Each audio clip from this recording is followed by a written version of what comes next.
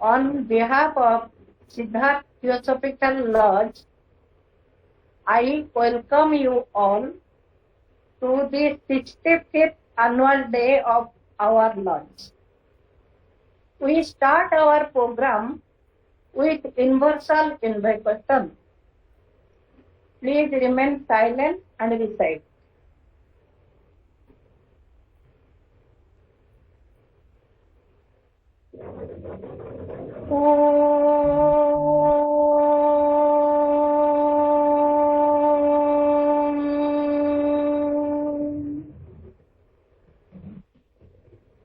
O hidden light, vibrant in every atom, O hidden light, shining in every creature, O hidden love, embracing all in oneness,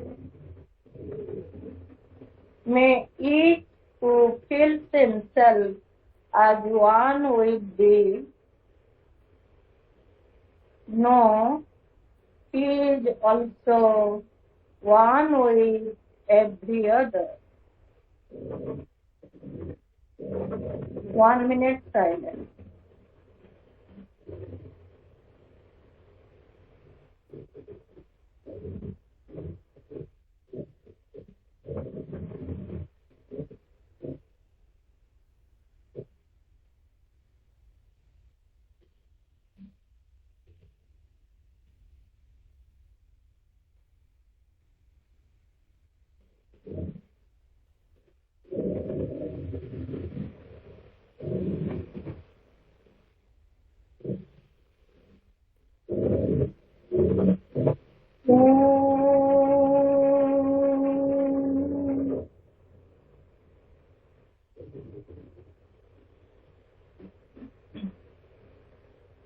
Now, I request our Lodge Secretary, Sister Sailabada Acharya, to read our Lodge report.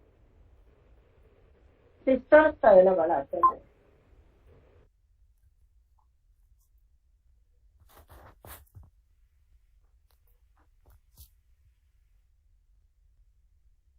आप सभी को मेरा प्रणाम। मैं Siddharth theosophical laws का secretary Shailbala आचार्य। Siddharth laws 6/3/1965 को प्रतिष्ठित हुआ था, जिसका चार्टर नंबर 1099। सिद्धार्थ लॉज का एनुअल बॉडी मीटिंग 6/9/2021 को किया गया था, जिसमें सिस्टर मितालिनी महापात्र जी को प्रेसिडेंट चुना गया, सिस्टर शैलबाला आचार्य को सेक्रेटरी और सिस्टर मंजूश्री महांती को ट्रेजरर चुना गया। लास्ट ईयर सिद्धार्थ लॉज का एनुअल फंक्शन 22/12/2020 को हुआ था, जिसमें स्पीकर थे sister Vibha Saxena. Sister Vibha Saxena ji natural disaster in theosophical prospective के ऊपर अपने विचार प्रकट किए थे। प्रत्येक मंगलवार को हमारा लॉज मीटिंग ऑनलाइन में होता है। The light on the path पुस्तक के ऊपर डिस्कशन किया जाता है। रोज प्रातः 6:30 में हमारा भारत समाज पूजा होता है। हर रविवार 4 बजे सिस्टर मितालिनी ओडिया भाषा में महात्मा लेटर का क्लास लेते हैं। सिद्धार्थ लॉज से कई बार children program, youth seminar arrange हुआ है।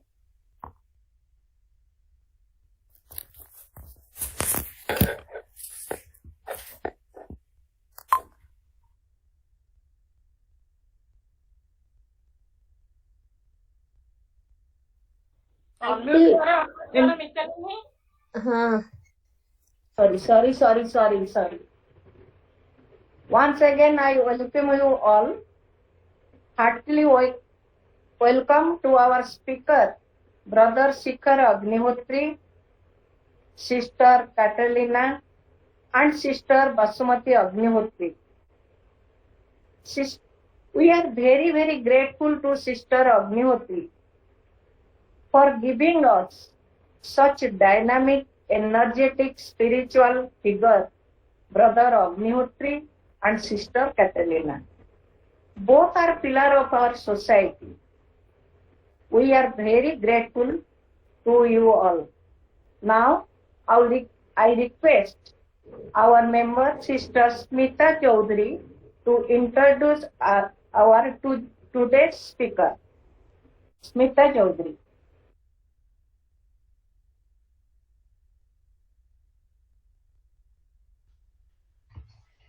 Namaskar. Welcome to 65th annual day of Siddharth Lodge.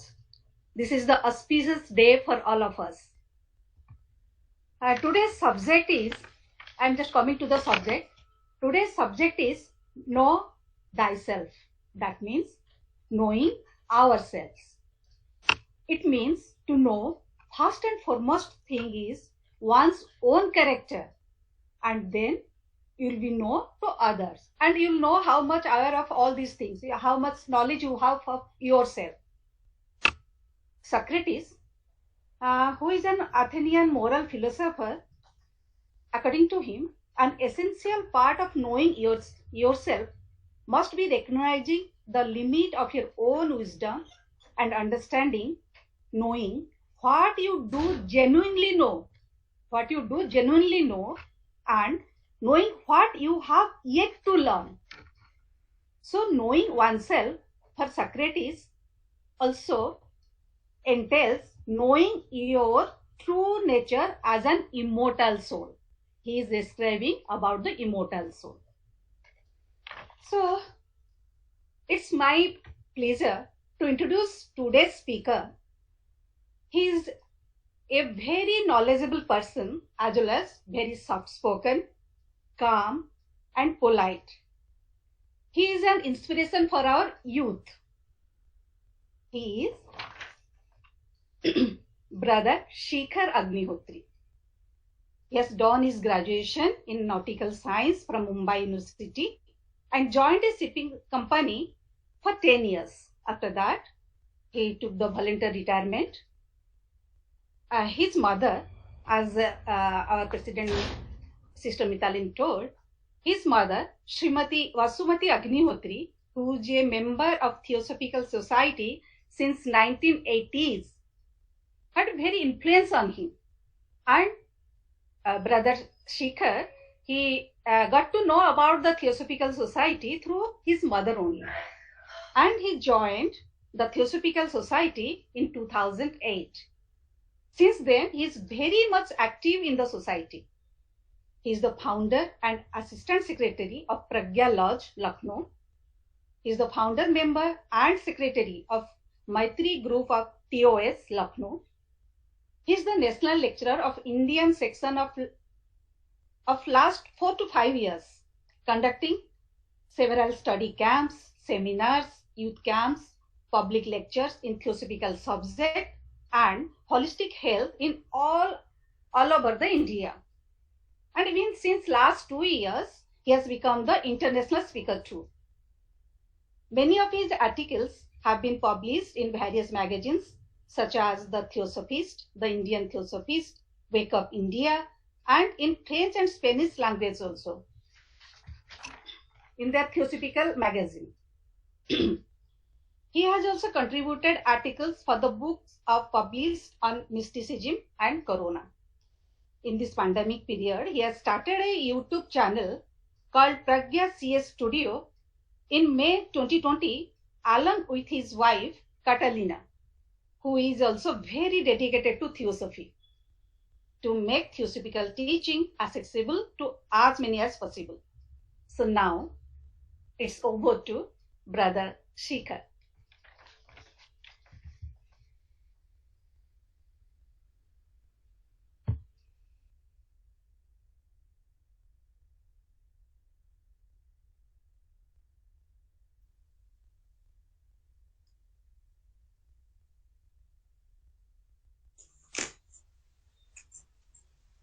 Now I request Sister Subralina to, as Brother Shikhar is otherwise engaged for a urgent matter, to play his video, recorded video. Subralina, over to Subralina. सभी आत्मीय बंधुओं को सादर प्रणाम और Siddharth laws की 65वीं वर्षगांठ पर सभी भूतपूर्व पदाधिकारियों और सदस्यों को सादर नमन और हृदय से आभार कि उन्होंने इस लॉज की नींव रखी और इतने लंबे समय तक इस ज्ञान की ज्योति को प्रज्वलित रखा। सभी वर्तमान पदाधिकारियों और सदस्यों को हार्दिक बधाई कि वो इस दीपक को ऊर्जा और उत्साह के साथ आगे ले जा रहे हैं और भविष्य में आने वाले सभी पदाधिकारियों और सदस्यों को शुभकामनाएं कि वो इस ज्ञान के प्रकाश को और भी अधिक समय तक और भी अधिक लोगों तक ले जाएं और उनका पथ प्रदर्शन करें और अपने अर्थ को सिद्ध करें। यही आशा है सिद्धार्थ लॉज के सभी शुभेच्छुओं की। आज के इस विशेष पर्व पर, इससे पहले कि हम लोग विषय पर आगे चलें, उस गुरु तत्व को नमन करें जो सर्वत्र व्याप्त है और सदैव हमें मार्ग दिखाने के लिए तत्पर है।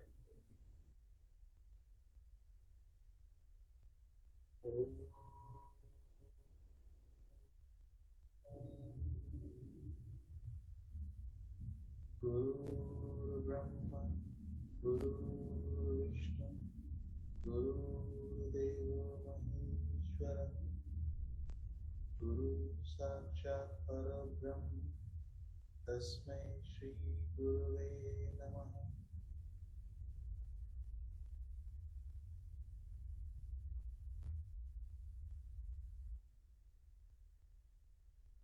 पुनः सबको सादर प्रणाम।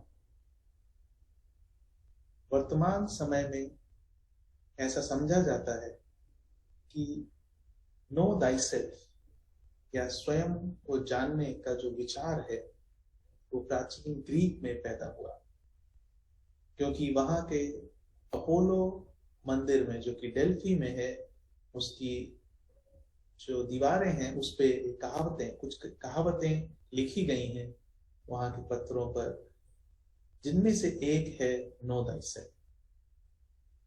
और ये इस कारण भी बहुत प्रसिद्ध हुई क्योंकि सुकरात इस कहावत नो thyself को अपनी वार्ताओं के समय इस विषय को उन्होंने बहुत उपयोग किया और इन वार्ताओं के माध्यम से उन्होंने यह समझाने का प्रयास किया कि जब हम स्वयं को जानते हैं, जानने का प्रयास करते हैं, तो वहीं से सभी अच्छी चीजों की शुरुआत होती है।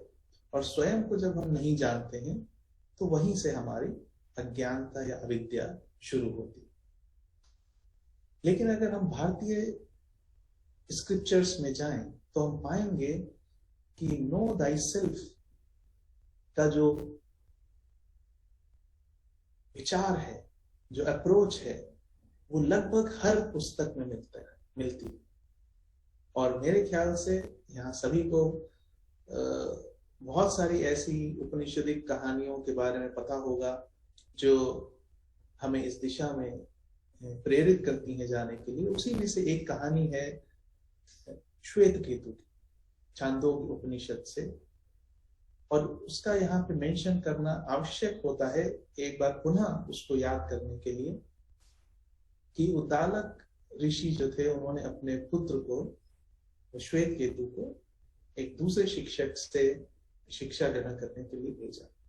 और जब काफी समय तक वहां शिक्षा ग्रहण करने के पश्चात श्वेत केतु लौटे तो उनके पिता ने उनके स्वभाव में थोड़ा सा प्राउड या गर्व या अभिमान की छाया पाई या अहंकार की छाया पाई। तो उन्होंने अपने पुत्र से, और उन्हें ये लगा कि अहंकार तो अविद्या का प्रथम स्टेप है, तो उन्होंने उनसे पूछा, क्या तुमने सब कुछ सीख लिया अपने शिक्षक से, अपने गुरु से? तो श्वेतकेतु ने बड़े ही गर्व के साथ कहा कि हाँ, मैंने सब कुछ सीख लिया जो भी जाना जा सकता था। तो उद्दालक ऋषि ने उनसे कहा कि क्या तुमने वह विद्या भी सीख ली है जिसको जानने से सब कुछ जाना जाता है, जिससे अनजानी चीज को भी जाना जा सकता है? तो श्वेतकेतु को थोड़ा अचरज हुआ कि ऐसी कौन सी विद्या है। तो उन्होंने कहा, नहीं, ये तो मैंने नहीं सीखी। और थोड़ा सा उनका जो गर्व का भाव था वो विनम्रता में कन्वर्ट हुआ कि ऐसा भी कुछ है जो मैं नहीं जानता। और उन्होंने अपने पिता से रिक्वेस्ट की कि आप मुझे बताएं वो कौन सी विद्या है। तो उद्दालक ऋषि ने उनसे कहा कि यह आत्मविद्या है या ब्रह्म विद्या है, जिसको जानने से सब कुछ जाना जा सकता है। और विभिन्न उदाहरणों से उन्होंने श्वेतकेतु को समझाया। उन्होंने कहा कि मिट्टी के अगर गुण धर्म को हम समझ लें तो मिट्टी से बनाए गए जितने भी बर्तन हैं, खिलौने हैं, मूर्तियां हैं, उन सबके गुण धर्म को हम पहचान जाएंगे, जान जाएंगे। उसी प्रकार सोने को अगर हम जान लें तो सोने से बने हुए सारे आभूषणों को हम जान लेंगे। तो इस प्रकार अगर हम चीजों में जो तत्व व्याप्त है उसको समझ लेते हैं तो हम इस पूरे ब्रह्मांड को समझ लेते हैं, और वही तत्व जो है वही ब्रह्म है या वही आत्म तत्व है। और इसीलिए उसको जानने वाली विद्या को आत्मविद्या कहते हैं। लेकिन श्वेतकेतु ने कहा कि ये आत्मा तो मुझे दिखाई नहीं देती है, तो ये कहाँ है? तो उन्होंने श्वेतकेतु से कहा कि पास ही में बैनियन ट्री था, उसके फल को लाओ। वो फल को उठा के लाए, उनसे कहा कि इसको तोड़ो, अंदर क्या है? उसमें बहुत सारे उसके सीड्स थे, छोटे छोटे छोटे बीज। तो उन्होंने कहा इन सीड्स को भी तोड़ के देखो। उसमें उन्होंने कहा इसके अंदर क्या है? तो श्वेतकेतु ने कहा कुछ भी नहीं। तो उद्दालक ऋषि ने कहा अगर कुछ नहीं है तो उस कुछ नहीं से इतना बड़ा बैनियन ट्री कैसे निकल सकता है? तो पुनः उद्दालक ऋषि श्वेतकेतु ने कहा कि वो तत्व तो है, लेकिन फिर भी मैं उसको देख नहीं पा रहा हूं। लेकिन क्या उसको अनुभव किया जा सकता है? क्या वो वाकई में सब जगह व्याप्त है? तो उद्दालक ऋषि ने एक और प्रैक्टिकल एक्सपेरिमेंट से श्वेतकेतु को समझाया। उन्होंने एक पात्र में पानी मंगाया और उसमें नमक डलवाया और उसको अच्छे से मिलाया। फिर जब नमक मिल गया तो उन्होंने कहा कि क्या इसमें तुम्हें कहीं नमक दिखाई दे रहा है? श्वेतकेतु ने कहा नहीं। तब उन्होंने कहा कि थोड़ा सा पानी उसका ऊपर से लो और उसको टेस्ट करो, क्या उसका स्वाद है? नमकीन स्वाद है। उसके बीच में से और उसके हर पार्ट में से कहीं से भी उस पानी को लिया जाए और लिया तो उसका स्वाद नमकीन है। अर्थात जिस प्रकार नमक दिखाई नहीं देने पर भी ये पूरा पानी का जो स्वाद है वो नमकीन है, उसी प्रकार श्वेतकेतु ये जो तत्व है उसको भले ही हम देख ना पाए, सूंघ ना पाए, स्मेल ना कर पाए, लेकिन जो उसको अनुभव करने की एस्पिरेशन रखता है वो उसको अनुभव कर सकता है। और यही जो सर्वत्र व्याप्त तत्व है यही आत्म तत्व है या ब्रह्म तत्व है। और इसीलिए ये आत्मविद्या को सर्वोत्तम विद्या माना गया है, क्योंकि अगर हमने पिंड को जान लिया तो हमने ब्रह्मांड को जान लिया। यथा पिंडे तथा ब्रह्मांडे, एज अबव सो बिलो। और मनुष्य को इसीलिए माइक्रोकॉस्म कहा गया है, क्योंकि उसने पूरे ब्रह्मांड के सभी तत्व हमारे अंदर मौजूद हैं। और यही कारण है कि इस लिंक के कारण हमारे अंदर ये संभावना है कि हम उस तत्व को जान सकते हैं, समझ सकते हैं। और इस ज्ञान को प्राप्त करने के बाद ही वाकई सच्ची विनम्रता हमारे स्वभाव में आती है। लेकिन इस विषय को इतना महत्व क्यों दिया जाता है? To know thyself। हर जगह कहा गया है स्वयं को जानो, स्वयं को जानो। क्यों?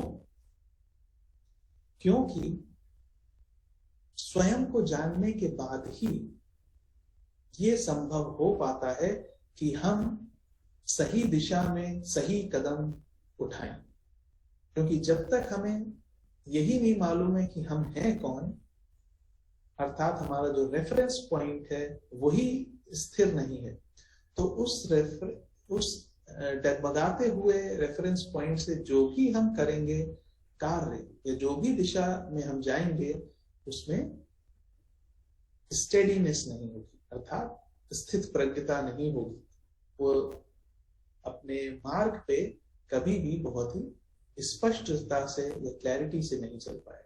और जब ऐसा नहीं होगा तो हम जो भी करेंगे उससे डिसहार्मनी ही पैदा होगी। इसीलिए जब हम अपने आप को जानते हैं हम हैं कौन, तब हमारा केंद्र एक स्थिर होता है। और जब स्थिर चित्त से, स्थिर अस्तित्व से जो भी किया जाता है वो हार्मनी क्रिएट करता है। अगर इसको हम एक ऐसी बात समझे कि ये संपूर्ण जो संसार है वो एक खेल है जिसके अपने नियम हैं और उसमें बहुत सारे प्लेयर्स हैं, खिलाड़ी हैं, लेकिन उसमें कैच ये है कि कोई भी व्यक्ति उस खेल को अवॉइड नहीं कर सकता है और ना ही उसके पास कोई दूसरा रास्ता है जाने का एक्सेप्ट उस खेल को खेलने का और जीतने का। और केवल एक ही रास्ता है जीतने का, स्वयं को जानना, टू नो oneself। हम बाहर जितनी भी दौड़ लगा लें, जितने भी चीजों को पजेस कर लें, लेकिन अल्टीमेटली किसी न किसी कारण से वो सब छूट जाता है। तो केवल एक ही रास्ता बचता है अपने अंदर जाने का, स्वयं को जानने का। और ये केवल मनुष्य जन्म में ही हो सकता है कॉन्शियसली, और इसीलिए मनुष्य जन्म की इतनी महत्ता बताई गई। और ऐसे में हम इमेजिन करें एक ऐसे समाज की जहां पे संपूर्ण जो स्ट्रक्चर था या बनाया गया, कभी इमेजिन किया गया, वो इसी उद्देश्य से किया गया कि मनुष्य जीवन का उद्देश्य ही है उस स्थिति को पाना। वो चाहे आश्रम अरेंजमेंट हो, पुरुषार्थ हो, या अलग अलग समाज में जो इस कर्म के आधार पे जो डिवीजन है वो हो, या स्वभाव के आधार पे डिवीजन है वो हो। वो इसीलिए बनाया गया कि एक मेजॉरिटी ऑफ मानवता जो है वो उस स्टेज तक पहुंच सके, और या कम से कम उस डायरेक्शन में कुछ कदम चल सके। और इसके पीछे साइंस ये है कि हम संसार को उसी रंग में देखते हैं जिस रंग का चश्मा हमने पहना हुआ है। तो ये हमें बड़ा नॉर्मल सी बात लगती है कि हम गलती हमेशा बाहर वाले में देखते हैं, सामने देखते हैं। कोई भी दूसरा जो है वो हमारे दुख के लिए जिम्मेदार है या हमारी परेशानी के लिए जिम्मेदार है। लेकिन अगर कोई मुझसे कहता है कि नहीं, आपने हरे रंग का चश्मा लगा रखा है इसलिए आपको सब कुछ हरा हरा दिखाई दे रहा है, तो शायद मैं अपना चश्मा उतार के रखूं और तब मुझे चीजें जैसी हैं वैसी दिखाई दें। लेकिन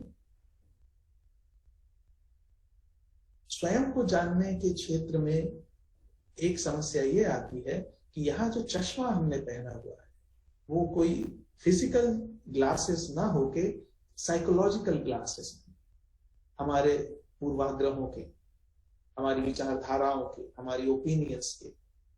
और साथ ही साथ वो कोई एक ऐसा इंस्ट्रूमेंट नहीं है कि जो हमने जब जरूरत पड़ी हमने लगा लिया, वो इतने समय तक हमारे साथ है कि हम उसको अपना ही अस्तित्व मानने लगे, या कहा जाए तो हम उस चश्मे को या उन कंडीशनिंग्स को ही स्वयं समझने लगे हैं कि यही मैं हूं। और वो हमारे अस्तित्व का इतना स्ट्रांगली हमारे अस्तित्व से आइडेंटिफाइड हो गया है कि जब भी उस पर कोई अटैक होता है या जब भी कोई हमें कुछ सलाह भी देता है या कुछ रास्ता भी दिखाता है, तो वो हमें अपने अस्तित्व पर डायरेक्ट अटैक फील होता है, जिसे हम जिसका रिएक्शन हमारे अंदर से anger, irritation, envy, jealousy, depression, sadness, drugs, alcohol या और भी किसी तरीके से होता है। तो अधिकांश जो मानवता है, इंक्लूडिंग द स्पीकर, हम लोग अधिकांश अपना जीवन जो है या अधिकांश जीवन जो हमने जिए हैं वो इसी तरह जीते हैं कि हम चीजों को, स्थितियों को और लोगों को अपने चश्मे से देखते हैं, अपनी कंडीशन से, अपने ओपिनियन से, अपने पॉइंट ऑफ रेफरेंस से, और हमें लगता है कि जीवन जीने का यही एक तरीका है। ये मेरी पसंद नापसंद है, ये मेरी सफलताएं असफलताएं हैं, ये मेरा परिवार है, ये मेरे मित्र हैं, ये मेरे शत्रु हैं। बेसिकली कहा जाए तो ये मैं और मेरा संसार और बाकी रेस्ट ऑफ द वर्ल्ड, और उसका परिणाम हम सबके सामने है। हर व्यक्ति दूसरे पे किसी न किसी रूप में प्रभुत्व जमाने का प्रयास, छोटे तल पे या बड़े तल पे, किसी न किसी फॉर्म में हिंसा, करप्शन, एक्सप्लॉयटेशन, और सबसे ऊपर किसी न किसी रूप में भेदभाव। और शायद ये थोड़ा सुनने में अजीब लगे, लेकिन क्या वाकई हम स्वयं को जानना चाहते हैं? शायद नहीं। क्यों? हम शायद नहीं उस अनकंडीशन्ड डायमेंशन को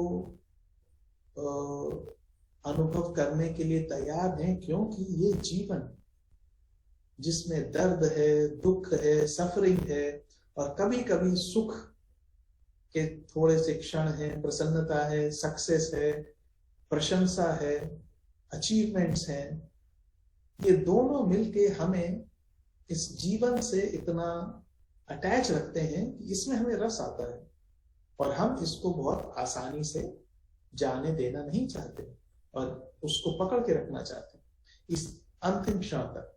और यही कारण है कि शायद मृत्यु का भय इतना सार्वभौमिक है, क्योंकि मृत्यु एक क्षण में हमसे वो सब छीन लेती है जिसने हमें यहां बांध के रखा है। और यही कारण है शायद कि इस मार्ग पे हम जितना भी एफर्ट कर लें, वो हम जितना भी मेंटल एफर्ट कर लें, फिजिकल एफर्ट कर लें, अपने इस मैंपन से या सेंस ऑफ सेपरेटनेस को दूर करने के लिए, वो जो कर्तापन है वो कहीं ना कहीं कोने में छिपा रहता है और मौका देख के एकदम सामने आता है। और ये हम सब जानते हैं कि कभी कभी इन सिचुएशंस में हम सोचते हैं कि नहीं, हमने अपने क्रोध पे विजय पा ली है, लेकिन अचानक कोई ऐसी स्थिति आती है, वो क्रोध अपने पूरे फुल फोर्स के साथ बाहर आता है। तो इसीलिए ये बहुत ही महत्वपूर्ण है अपने आप को जानना, अपने आप को समझना, क्योंकि जब तक हम नहीं जानेंगे कि हम वास्तव में हैं कौन, तो हम बिना किसी रंग के चीजों को नहीं देख पाएंगे।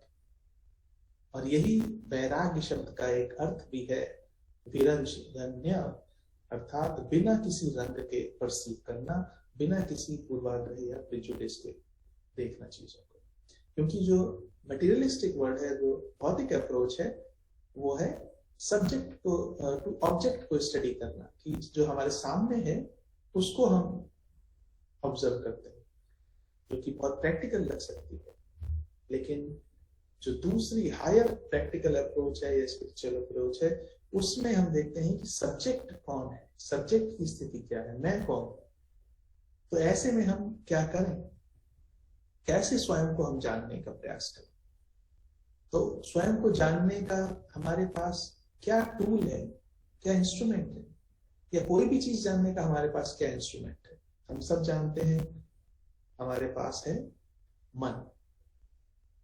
मन एक ऐसी हमारे पास टूल है जो, इसके बारे में कहा गया है, मन ही बंधन का कारण है, मन ही मोक्ष का कारण।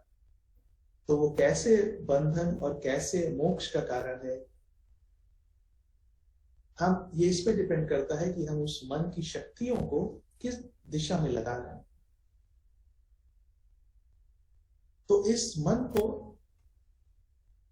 टूल अगर हम माने, तो आगे का रास्ता अगर हम इस दिशा में चलना चाहते हैं स्वयं को जानने का, तो किस तरह हम स्टेप आगे लेंगे। और ये जो सब स्टेप्स हैं, ये बहुत हर जगह हम चारों मुल्क में देखते हैं किसी न किसी रूप में। निगेशन अर्थात नेति नेति, ये जिस तरह हमारे शरीर में कोई बीमारी आती है तो हम उसे दूर करने के लिए, टॉक्सिन्स को दूर करने के लिए कुछ चीजें करते हैं, और साथ ही शरीर को पुष्ट बनाने के लिए भी कुछ चीज करते हैं। और इन दोनों के कॉम्बिनेशन से ही शरीर जो है वो स्वस्थ होता है। तो हमारे जो मन में जो एक आइडेंटिफिकेशन हो गया है चेतना का पदार्थ के साथ, उस आइडेंटिफिकेशन को हमें धीरे धीरे धीरे धीरे निगेट करना है। जैसा कि हम लोग at the feet of the master में पढ़ते हैं, या निर्वाण षटकम शंकराचार्य जी ने लिखा है कि ना ही मैं ये शरीर हूं, ना ही इच्छाएं हूं, ना विचार हूं, और जो चीज भी हम सोच सकते हैं वो, या जो हमसे अलग है, वो मैं नहीं। इस तरीके का जब हम चिंतन करते हैं तो हमारे शरीर से जो कोर्सर मैटर है वो धीरे धीरे दूर होता है, या जो हमारे शरीर में ग्रंथियां बन गई हैं मेंटल बॉडीज में, वो ढीली होना, या जो चेतना और पदार्थ के बीच में जो जुड़ाव हो गया है वो धीरे धीरे क्लियर होना शुरू होता है, जिस तरह बॉडी से टॉक्सिन्स निकलते हैं। दूसरा वे है एसर्शन, जिसको हम लोग चिंतन मनन कहते हैं, कि स्वभाव पे, अपने उच्च स्वभाव पे हम चिंतन करें, ब्रह्म के स्वभाव पे चिंतन करें, महावाक्यों पे चिंतन करें कि अयम आत्मा ब्रह्म, अहम ब्रह्मास्मि, तत्त्वमसि, या और भी ऐसे ही कुछ सूत्र। किस लिए?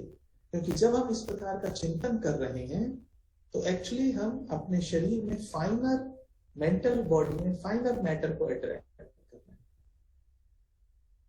तो एक तरह से हम अपने शरीर से कोर्सर मैटर को दूर कर रहे हैं, दूसरे तरीके से हम फाइनर मैटर को अपने मेंटल बॉडी में अट्रैक्ट कर रहे हैं।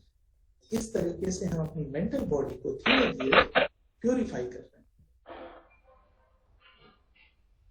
और उसके बाद है अवेयरनेस इन रिलेशनशिप्स, क्योंकि रिलेशनशिप्स जो हैं वो सबसे ज्यादा हमें सिखाती हैं। केवल असर्शन से या केवल रिलेशन से ही हमें अल्टीमेटली कुछ फायदा नहीं होने वाला है, जब तक कि रिलेशनशिप्स में, संबंधों में हमारा जो एफर्ट है वो हमारे रिस्पॉन्स के रूप में परिलक्षित ना होने चाहिए। अगर हम केवल स्टडी कर रहे हैं लेकिन वो स्टडी हमारे बिहेवियर में नहीं आ रही है तो उस स्टडी का कोई मतलब नहीं है। तो उसी प्रकार हमारे रिलेशनशिप्स में अवेयरनेस, और वो अवेयरनेस इसलिए आवश्यक है, उस पर हम लोग भी बात करेंगे कि awareness, how does awareness helps in deconditioning, उस पर हम लोग बात करेंगे। लेकिन एक और चीज साथ में आवश्यक होती है इसके, how to know oneself is patience, क्योंकि ये एक ऐसा प्रोसेस है जिसमें हम बार बार असफल होते हैं। हम कोशिश करते हैं, असफल होते हैं, कभी सफल होते हैं, कभी नहीं हो पाते हैं, और ये प्रक्रिया चलती रहती है, क्योंकि इतने समय की जो कंडीशनिंग है उसको दूर करने में भी, हालांकि जय कृष्णमूर्ति कहते हैं कुछ समय नहीं लगता है, वो भी एक स्टेज हो सकती है, डिसाइपल के ऊपर डिपेंड करता है, उसकी यात्रा के ऊपर डिपेंड करता है। लेकिन अगर अधिकांश लोगों का जो ये अनुभव है कि हम प्रयास करते हैं लेकिन कभी सफल होते हैं, कभी असफल होते हैं, तो पेशेंस की इस मार्ग पे बहुत आवश्यकता है स्वयं को जानने के लिए। लेकिन अब हम उस बात पे आते हैं कि अवेयरनेस कैसे मदद करती है डीकंडीशनिंग। अगर हम अवेयरनेस या सजगता के स्वभाव को देखें तो हम ये कह सकते हैं अवेयरनेस स्किल्स हैबिचुअल और इनअटेंटिव एक्शन। अवेयरनेस हमारी आदतों को या जो हमारे इनअटेंटिव असावधानी पूर्वक किए गए कर्म हैं उनको खत्म कर देती है। अगर मैं मान लीजिए इस समय प्रश्न पूछूं कि क्या किसी के हाथ पैर की उंगलियां अनजाने रूप से हिल रही हैं, और अगर उस प्रश्न का उत्तर हाँ है किसी के लिए भी, तो उस प्रश्न को सुनने पर क्या हुआ हमारे अंदर? मोस्ट ऑफ द टाइम ये उसका उत्तर आएगा कि जैसे ही ये विचार हमारे अंदर आई या हम सजग हुए उस बात के लिए, वो तुरंत रुक गया। वो जो भी एक्शन हो रहा था, भले ही थोड़ी देर के लिए हो, बाद में फिर शुरू हो, लेकिन जैसे ही हम उस बात के लिए सजग हुए तो वो तुरंत रुक गया। और ये शायद हम सभी को जान के सरप्राइज होगा या आश्चर्य होगा कि जो न्यूरोबायोलॉजिस्ट हैं, कॉग्निटिव साइकोलॉजिस्ट हैं, वो बताते हैं कि up to 95% of human behaviour जो है वो हैबिट की कैटेगरी में आता है।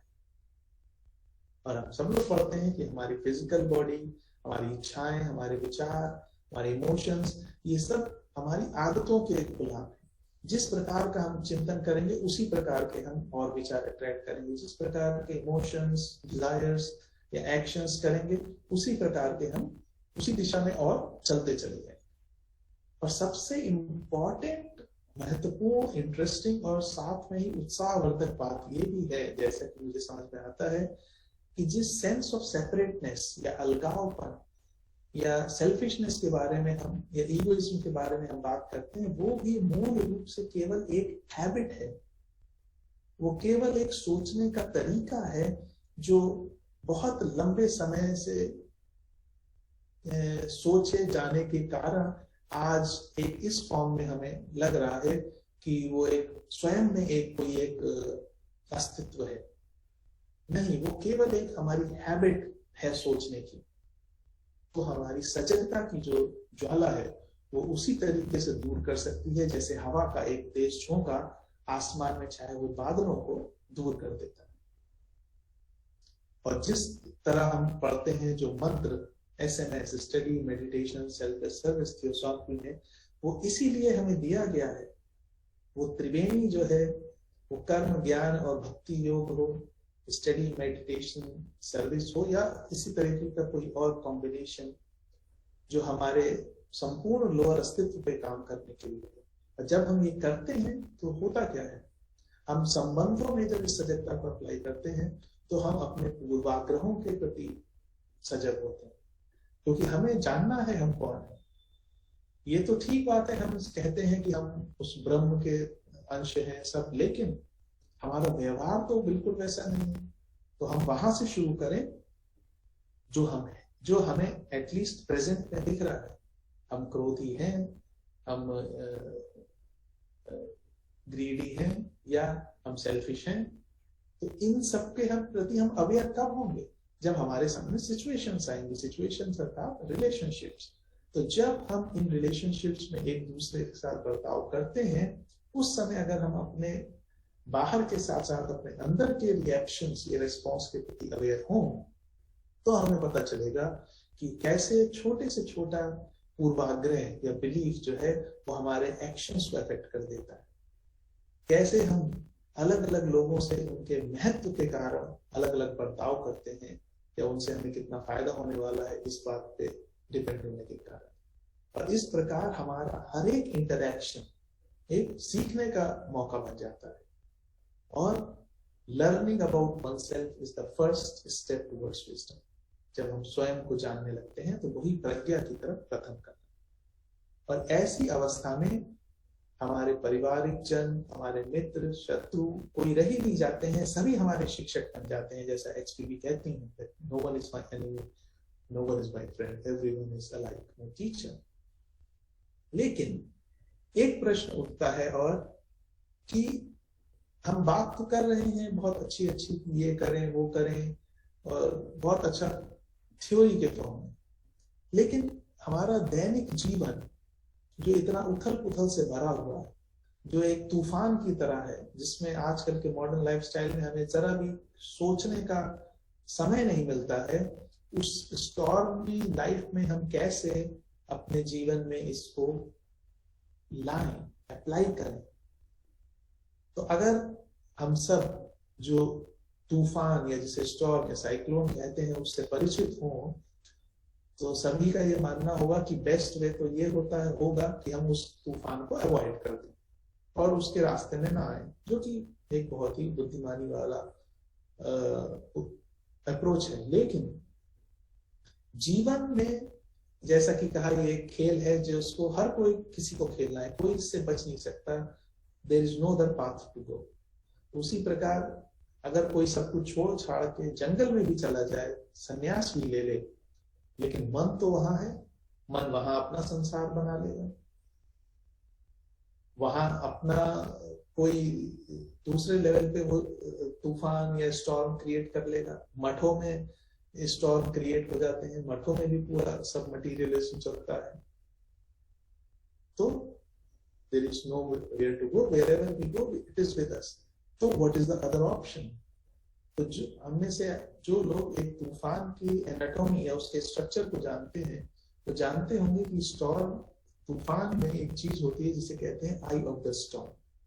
जैसा कि आप चित्र में देख रहे हैं, वो बिल्कुल स्टॉर्म के बीच में होती है, लेकिन उसका जो वहां का जो मौसम है वो तूफान के से बिल्कुल उलट होता है। वहां बिल्कुल शांति होती है, काम एंड पीस। और इस प्रक्रिया, ये जो आप स्क्रीन पे आकृति देख रहे हैं, इसका बहुत ही महत्वपूर्ण एस्पेक्ट ये है कि एटम से लेके गैलेक्सी तक, एटम, सोलर सिस्टम, गैलेक्सी तक सभी इसी आकृति में, इसी फॉर्म में घूम रहे हैं। गैलेक्सी के बीच में ब्लैक होल होता है और तूफान के बीच में आई ऑफ द स्टॉर्म होती है। तो अगर इस सिंबोलिज्म को हम समझें प्रकृति के, तो जितना हम परिधि की ओर जाते जाएंगे उतना ही हम उथल पुथल में फंसते जाएंगे। जितना हम केंद्र की ओर जाएंगे उतना ही हम शांति की ओर जाएंगे, हार्मनी की ओर जाएंगे, स्थित प्रज्ञता की ओर जाएंगे, अद्वैत की ओर जाएंगे। तो इसको समझते हुए अगर हम जिस भी परिस्थिति में हैं उसमें हम साइलेंट रहते हैं, एस्केप नहीं करते हैं, फाइट नहीं करते हैं, इंडल्ज भी नहीं होते हैं, जो कि अभी हम बात करेंगे कैसे, तो उस सिचुएशन में समथिंग हैपेंस। लेकिन उस स्थिति में हम क्या करें जब हम किसी बहुत ही विकट स्थिति में फंसे हैं, या अर्जेंट स्थिति में फंसे हैं, या किसी ऑफिशियल वर्क स्थिति में फंसे हैं, क्योंकि उस समय हमारे अंदर जो इमोशंस होते हैं वो इतने स्ट्रांग होते हैं, पॉजिटिव या नेगेटिव, कि हम सब कुछ भूल जाते हैं, जो कि अधिकांश लोग हम में से समझते होंगे। तो रेस्पॉन्स की जगह हम रिएक्ट कर जाते हैं। लेकिन एक चीज इसमें बहुत मददगार साबित हो सकती है, जो कि हम लोग शिपिंग में अपने पढ़ते हैं, कि अंतरराष्ट्रीय code of signals of extreme distress, जिसको आप सब लोगों ने भी सुना होगा, SOS, कि जब बहुत कोई मुसीबत में होता है शिप, तो वो SOS, सेव आवर सोल्स का सिग्नल जो है वो भेजता है बाकी शिप्स को या सैटेलाइट्स को उन्हें बचाने के लिए। लेकिन यहाँ हम लोग जिस सेंस में इसको यूज कर रहे हैं, SOS, उसका बिल्कुल अलग मीनिंग है। Stop, observe, start undue. अर्थात किसी भी स्थिति में हमारी ये जो आंतरिक विल पावर है, वो स्टॉप कहने के लिए in the middle of ongoing passage, किसी भी विकट स्थिति में हम अपनी विल पावर का यूज, ये याद रखें कि हमें स्टॉप करना है। अगर हमने ये याद रख लिया कि हमें स्टॉप करना है, जो भी परिस्थिति में अगर हम फंसे, कोई भी हो, सुखी वाली हो, दुख वाली हो, तुरंत जैसे ही आप स्टॉप कहते हैं, तुरंत हम परिधि से उठ के केंद्र की तरफ जैसे क्वांटम जंप लेते हैं। क्यों? क्योंकि अब हम उस इमोशनल सर्च से गवर्न नहीं हो रहे हैं, हम एक हायर पावर को ला रहे हैं into play, which is our will power. कोई भी हो, सुखद से सुखद स्थिति हो या दुखद से दुखद स्थिति हो, दोनों स्थितियों में हम चाहें कि केवल दुखद स्थिति में इसको करें, सुखद में ना करें, नॉट पॉसिबल, क्योंकि सुख और दुख एक ही इस कॉइन के दो हिस्से हैं। हमें अगर परे जाना है तो द्वैत से परे जाना है, केवल हम एक एस्पेक्ट से परे नहीं जा सकते। तो जैसे ही हम ये कहते हैं स्टॉप, तो हम उस स्ट्रीम ऑफ इमोशन से हट जाते हैं और ऑटोमेटिकली हम केंद्र पे आते हैं, या कह लीजिए एक हायर लेवल पे आते हैं। और जैसे ही हायर लेवल पे आते हैं, हम उस स्थिति को उसकी समग्रता में देख पाते हैं। जैसे कि आइंस्टीन कहते हैं कि किसी भी समस्या का जो सॉल्यूशन है वो उसी लेवल पे रह के नहीं मिल सकता, वो हमें एक लेवल हायर जाके मिलता है। और जैसे ही हम अपने आप को इन इमोशन से, हमें नहीं पता है कि हम कैसे रिएक्ट करेंगे, लेकिन कम से कम हम उसको स्टॉप करते हैं। और जब हम स्टॉप करते हैं तो समग्रता में उस स्थिति को देखते हैं, और जब हम उस समग्रता में उस स्थिति को देखते हैं तो स्पॉन्टेनियसली जो हमारे अंदर से स्टार्ट न्यू, एक नई शुरुआत होती है, that becomes the right action, सम्यक कर्म। लेकिन एक बहुत ही महत्वपूर्ण एस्पेक्ट इसका ये है कि ये जो अवेयरनेस है जिसकी हम लोग बात कर रहे हैं, ये किसी प्रैक्टिस का रिजल्ट नहीं है। ये कोई मेथड नहीं है कि हमारे मन में कोई मोटिव है कि हाँ हम ये करेंगे तो हमें ये अचीव हो जाएगा। नहीं, तब तो फिर हम अभी भी मन के ही फेर में हैं। ये हम इसलिए कर रहे हैं क्योंकि हम जीवन के महत्व को समझें, या हम अपने जो जिस तरीके से हम जी रहे हैं उसके प्रभावों को देखें और उन्हें दूर करने का प्रयास करें। ये कोई हमें फोर्स नहीं कर रहा है ऐसा करने के लिए, बल्कि हम इसलिए कर रहे हैं क्योंकि it becomes a passion. Just like बच्चे को खिलौनों से खेलने के लिए कोई फोर्स नहीं करता, या अटेंटिव होने के लिए कोई फोर्स नहीं करता।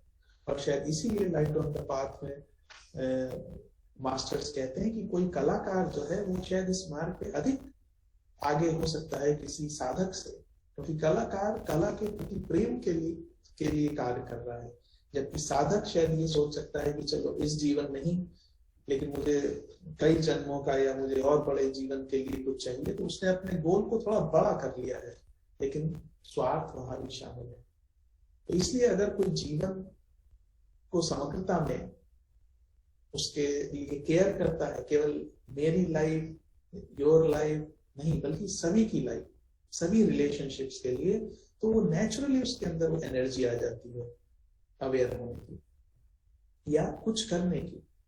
और ये जो हमारी अवेयरनेस, जो सजगता है, उसकी जो फ्लेम है, वो हमारे निम्न स्वभाव का जो दूषित स्वभाव है उसको जला के दूर करती है, और उस शाश्वत जीवन में रहना हमारा स्वभाव बन जाता है। अर्थात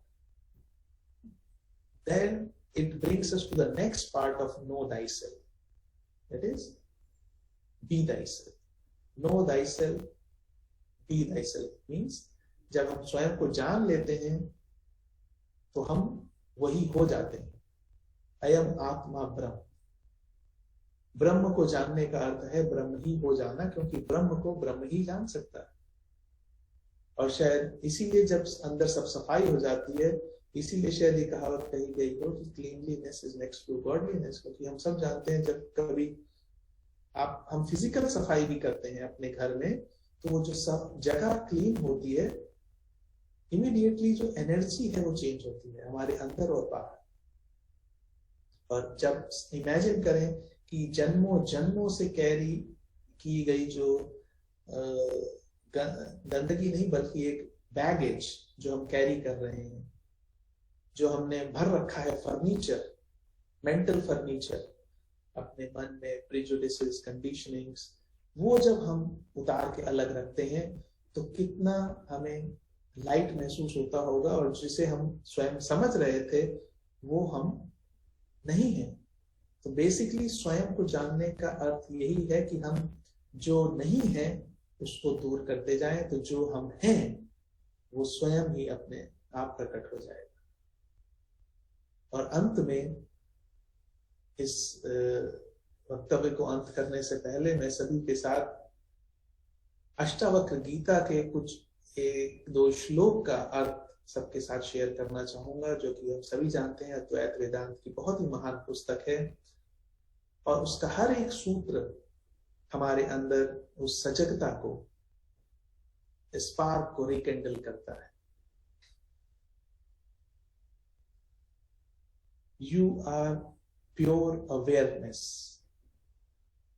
The world is an illusion, nothing more. When you understand this fully, desire falls away. You find peace. For indeed, there is nothing. You are not your body. Your body is not you. You are not the doer. You are not the enjoyer. You are pure awareness, the witness of all things. You are without expectation, free. Wherever you go, be happy. और इसी के साथ, इस विचार के साथ मैं पुनः सिद्धार्थ लॉज के सभी सदस्यों और पदाधिकारियों को बहुत बहुत धन्यवाद देना चाहूंगा कि उन्होंने इस बहुत ही महत्वपूर्ण ओकेजन पे मुझे इस थीम पर कुछ विचार शेयर करने का अवसर प्रदान किया। मैं बहुत अनुग्रहित हूँ और आप सभी को बहुत बहुत हार्दिक बधाई, शुभकामनाएं और ऐसी वर्षगांठ हम हर वर्ष आने वाले बहुत सारे वर्षों तक मनाएं। इसी शुभाकांक्षा के साथ आप सभी को पुनः सादर प्रणाम।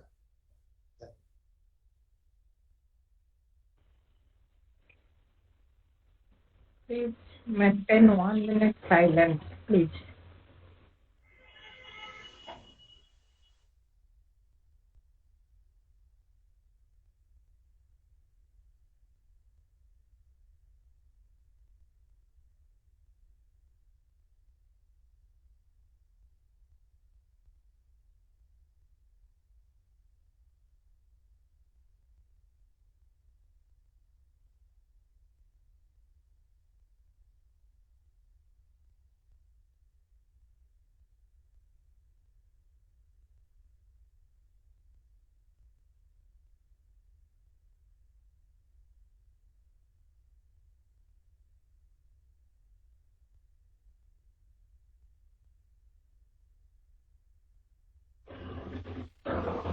बहुत बहुत धन्यवाद शिखर जी, बहुत सुंदर भाव से बताए, पूरा मेडिटेटिव हुए। आंतरिक धन्यवाद। शेखर ऑलरेडी। हाँ मालूम है, ठीक है। हाँ, उनका जो लेक्चर था शिखर भाई, सम पॉइंट्स में बता देती हूँ। जब हम स्वयं को जान सकते हैं तो अछाया शुरू हो जाता है। श्वेत केतु के कहानी के माध्यम से आत्मविद्या का ज्ञान को बता दिए। पिंड को जान लिया तो ब्रह्मांड को जान लिया। इसलिए अपना भीतर को जानना चाहिए।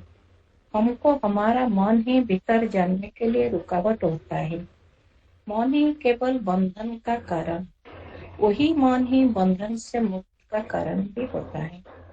मनन चिंतन करने से हमारा मन शुद्ध और शांत हो जाता है। साधना पथ में धैर्य की आवश्यकता होता है। जितने हम केंद्र के ओर जाएंगे, हम शांत नम्र स्थितप्रज्ञ हो जाएंगे। SOS के बारे में शिखर जी बहुत अच्छे से बताए। Stop, observe, start. अवेयरनेस के साथ हम हमारा कार्य करेंगे तो हमारा आत्मा का उन्मूलन होगा, या हम नो दाइसेल्फ हम जान पाएंगे। अभी मैं शिखर जी हमारे लाइन में है। किसी का कुछ डाउट है, क्या प्रश्न है, कुछ जो करना है, शिखर जी को पूछ सकते हैं।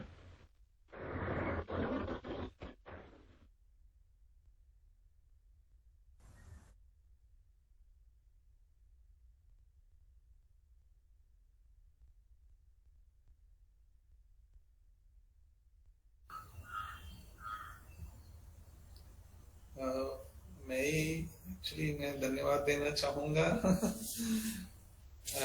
और सबसे पहले महापात्रा जी और आंटी और सिद्धार्थ लॉज को पुनः, और सुब्रलीना जी को भी, कि जिनकी मदद के बगैर आज की मीटिंग कैसे डिवाइन प्लान में क्या होता है, हम लोग क्या प्लान करते हैं और कैसे लास्ट मोमेंट पे चीजें प्लान के अनुसार नहीं होती हैं, इसका आज की मीटिंग बहुत अच्छा लेसन है मेरे लिए भी, कि हम लोग नहीं कर रहे हैं, कुछ चीजें कहीं से होती हैं, हम लोग बस प्लान करते हैं और ठीक है, लेकिन एक ऑप्शन ये था कि जिसके द्वारा कम से कम आज की हम लोग जो प्लान किए थे वो टॉक हो पाई, और इन टाइम मुझे भी जुड़ने का मौका मिला और सबसे बात करने का, मिलने का, तो सभी को बहुत बहुत धन्यवाद और बहुत बहुत हार्दिक शुभकामनाएं। शिखर जी, आपके स्पीच से हम आपके प्रेजेंस फील कर सकते हैं कर लिया है आपके प्रेजेंस से हो जाता है। इतना अच्छा स्पीच हारमोनी रखकर बोले ना, बहुत अच्छा लगा, बहुत बहुत। Now I request sister Manjushree Mahanty to give vote of thanks. Sister Manju.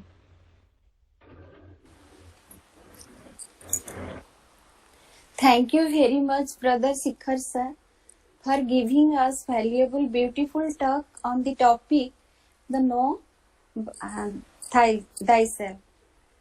I am very much thankful to all audience present here and our President Siddharth Theosophical Lodge President Sister Mitalini Mahapatra, organizer Brother Pradeep Kumar Mahapatra, National Lecturer, and Secretary Sister Sarabala Acharya. I hope everybody could understand it clearly. And once again, I am giving thanks to Brother Shikhar sir from my heart and to all audiences. Thank you. Thank you, Sister Manjusri. Now I request Sister Rina to conclude the concluding prayer. Sister Rina. उपस्थित सभी सदस्यों को मेरा प्रणाम।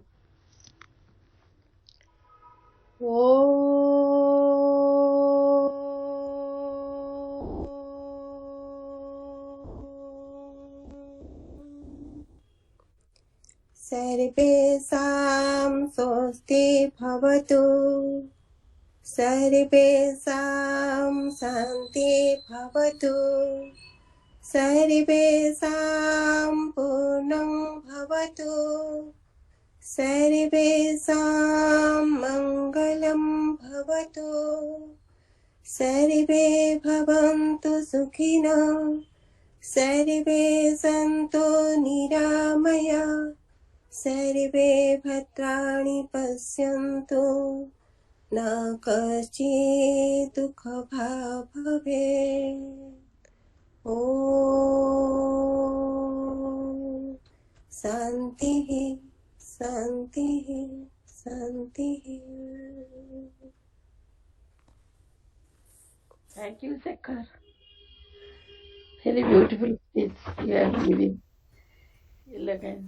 Thank you. Thank you, Shekhar. Go ahead. God bless you.